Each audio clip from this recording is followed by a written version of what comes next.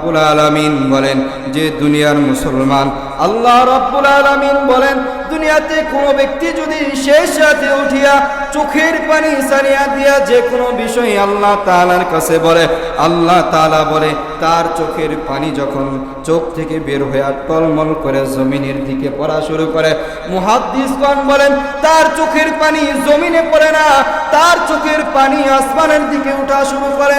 প্রথম আসমানে যখন যায় আসমান খুলিয়া যায়, দ্বিতীয় আসমানে যখন চোখের ফোঁটা যায় তখন দ্বিতীয় আসমানও খুলে যায়, তৃতীয় আসমানে যখন যায় দ্বিতীয় আসমানও খুলে যায়, চতুর্থ আসমান যখন যায় তখনও খুলে যায়। এইভাবে আল্লাহ রাব্বুল আলামিনের দরবারে চোখের পানি যায়, চোখের পানি যায় আল্লাহ তাআলার দরবারে কান্না করা শুরু করে দেয়। চোখের পানি আল্লাহ তাআলার কাছ থেকে আসে না।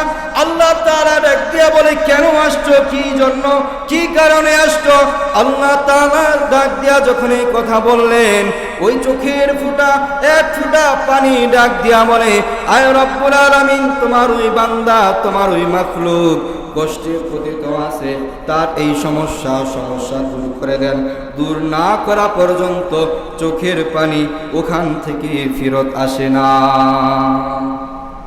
এই জন্য চোখের পানির এত দাম।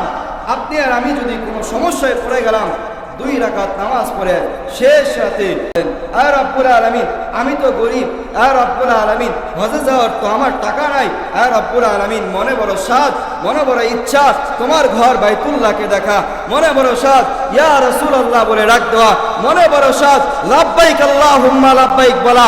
আয় রব্বুল আলামিন আমার তো টাকা নাই, আয় রব্বুল আলামিন তুমি তো সব কিছুর মালিক, আয় রব্বুল আলামিন তুমি আমারে কিভাবে নিয়ে যাবে আমি জানি না।